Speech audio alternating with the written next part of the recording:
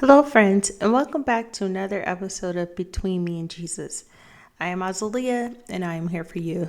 Whether you're new to Christ, redeveloping your relationship with Christ, or you just want someone to read the Bible with, I am here for you. In today's episode, we're going to talk about love. What is love? How do we show love? And how does Jesus define it? Everyone says Jesus is love or just love people. Those are some of the things that is commonly known. You see it all the time. People always say, you know what Jesus said? Jesus said, love everyone. Jesus says, love your neighbor. Jesus says, love all people. But love isn't just a feeling, it's a way of being. In 1 Corinthians 13, Paul defines love with verbs. In the Gospel, Jesus shows us how to live them. Today's episode is a love guide, not from TikTok, but from God. 1 Corinthians 13, 4 through 7 is the definition of love.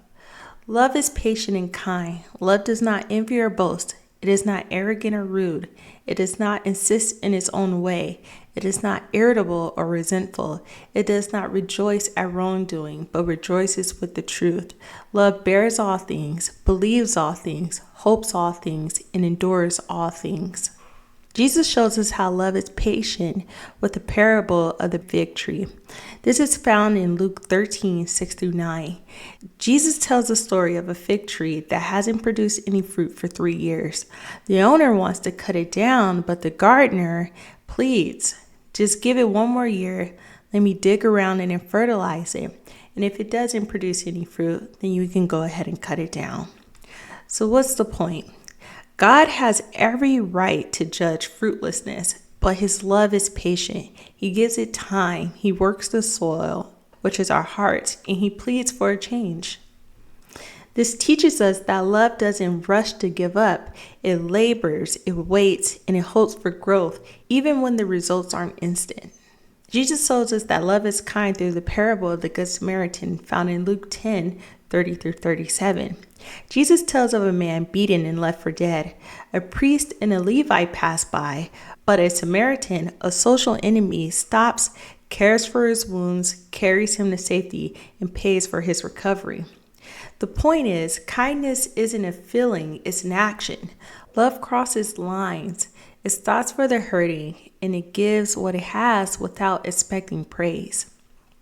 This teaches us love doesn't feel sorry, it moves towards suffering with compassion and care. Jesus shows us that love doesn't envy with the parable of the workers in the vineyard, which is found in Matthew 20, 1 through 16. A landowner hires workers at different times of the day, some early, some at the last hour, but pay them all the same wage. The early workers complain because they're envious of those who worked less but received equal reward. The point is that God's grace is not based on hours worked, but on his generosity. Love celebrates others being blessed, even if it costs you emotionally. This teaches us that love doesn't keep score. It's secure enough to rejoice when others receive mercy, even when it looks unfair. I really struggled with this because in a capitalistic society, we're taught that our effort equals our reward. Hard work equals more reward, more pay. Longer time means more pay. So in all honesty, when I read the parable, I felt some type of way. I felt like, hey, that's not fair. Some people worked an 8-hour shift and the guy that shows up with 1 hour left gets the same exact pay. I would probably be one of the people complaining. Here's the thing about grace that I really had to sit with is that the concept of fairness is created by humans, and our expectation of fairness really only applies to humans, right?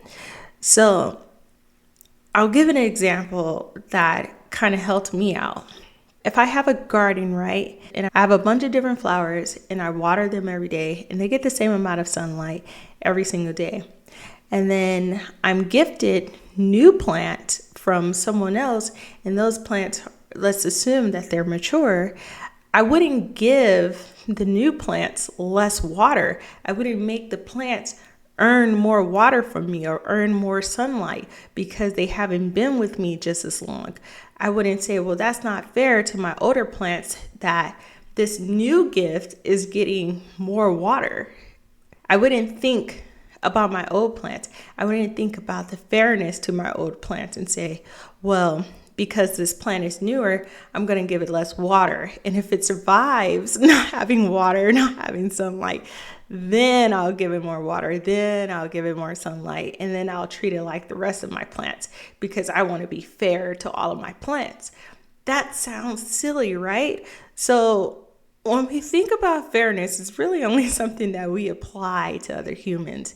And that's what helped me understand grace in that when I'm watering every plant the same, and when I'm giving it all the same amount of sunlight, regardless of how long I had each plant, I'm watering them because they belong to me.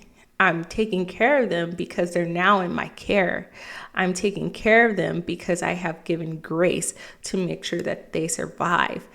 That's what grace is. And that's what helped me get out of the mindset of capitalism and thinking that my effort had to produce so much more fruit or that I was more or less worthy of my peers based on the effort. Really, we're God's plants, right? And so he's given us grace because we now belong to him, not because, we've worked harder. Jesus shows us that love does not boast in the parable of the Pharisee, and the tax collector, Luke 18:9-14. Two men go to pray. One, a Pharisee, boasts about his religious achievements and compares himself to others. The other, a tax collector, humbly pleads for mercy. Jesus says only the humble man went home justified. Boasting pushes you away from grace.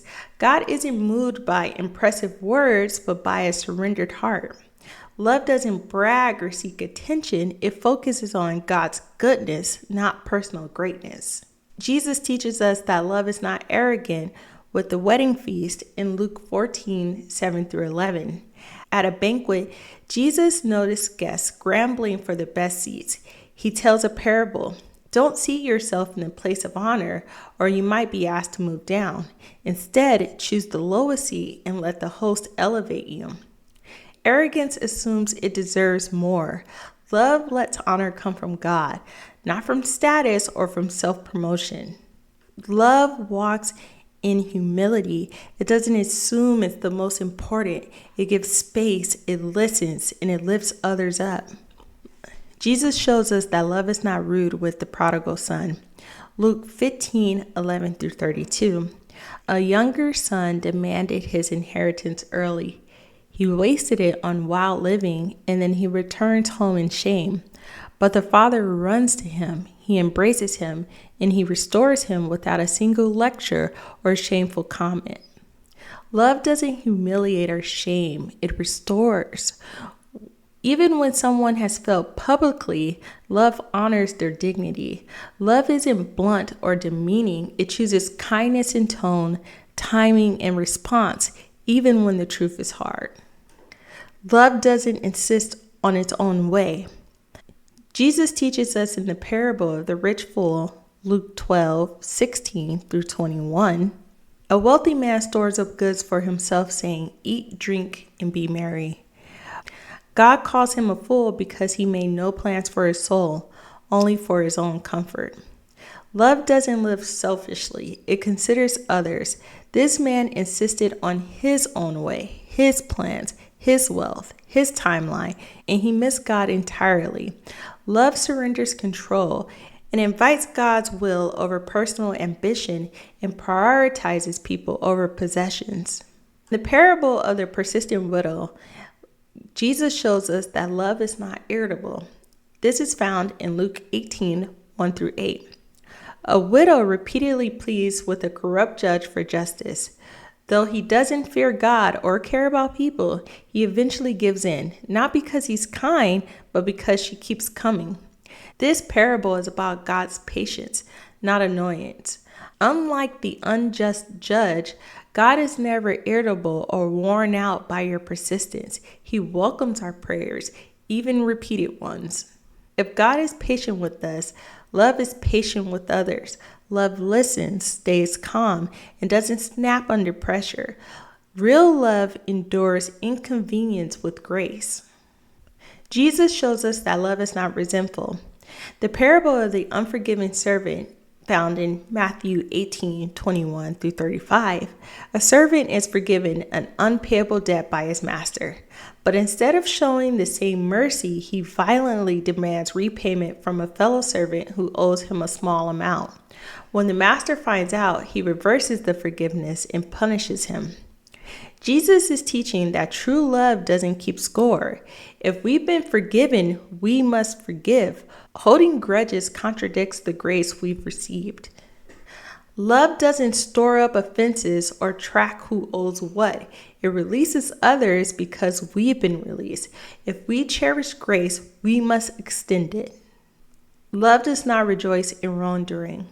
The story of the woman caught in adultery in John 8:1 through 11.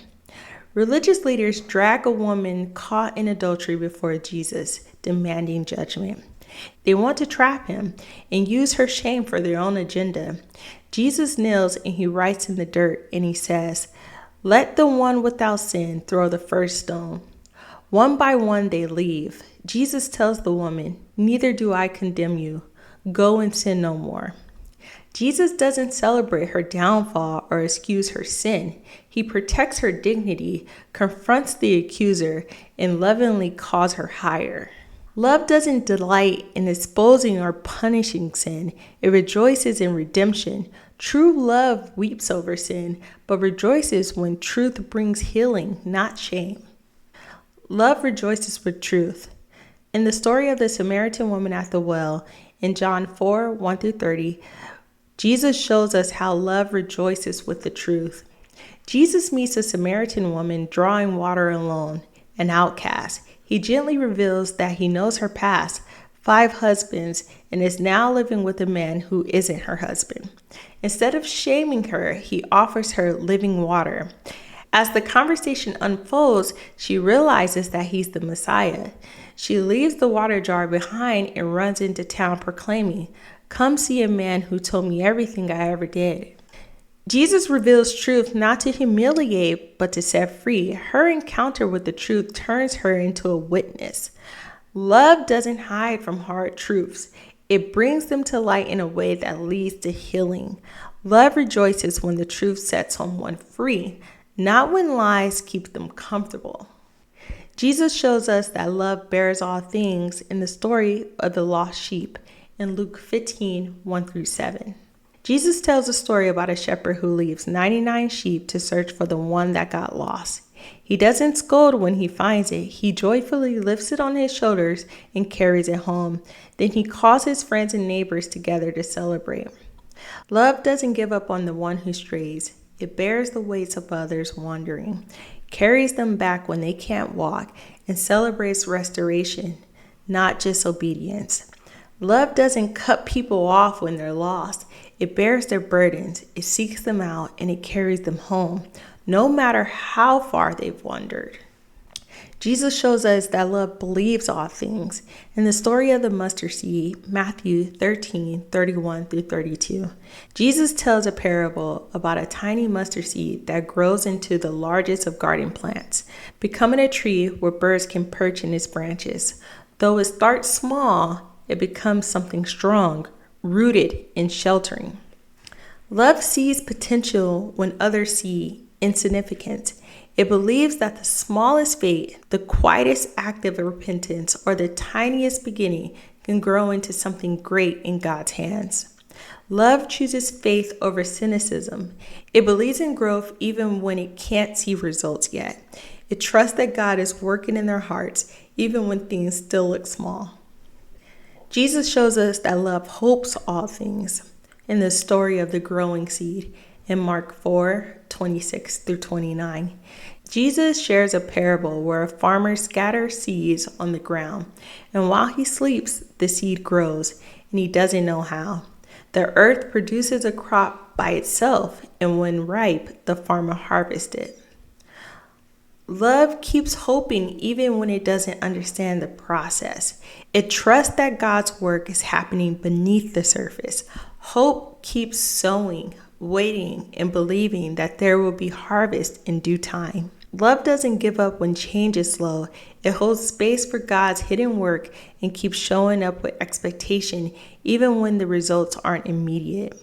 Jesus shows us that love endures all things with the story of the wise and foolish builders found in Matthew 24:27.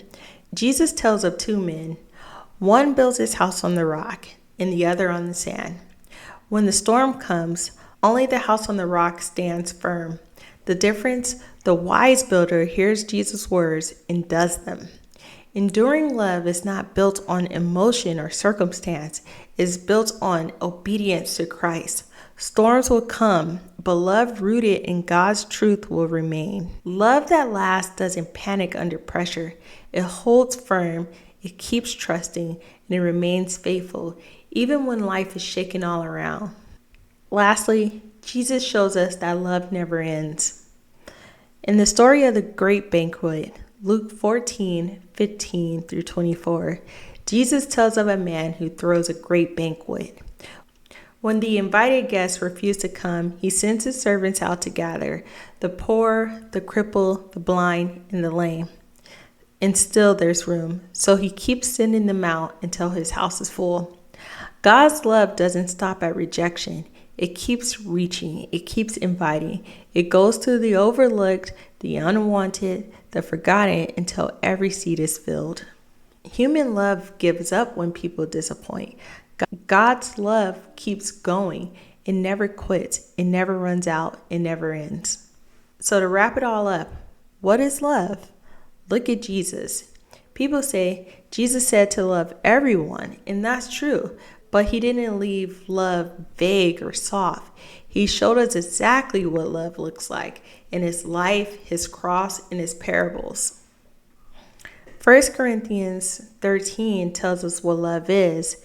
Jesus shows us how to live it. Jesus just didn't tell us how to love. He became love. And if you want to know how to love in a world full of noise, comparison, pride, and pain, go to his parables, go to his cross, and follow Jesus' way. I appreciate you all for being with me on another episode. Thank you so much, and I hope to see you on the next one.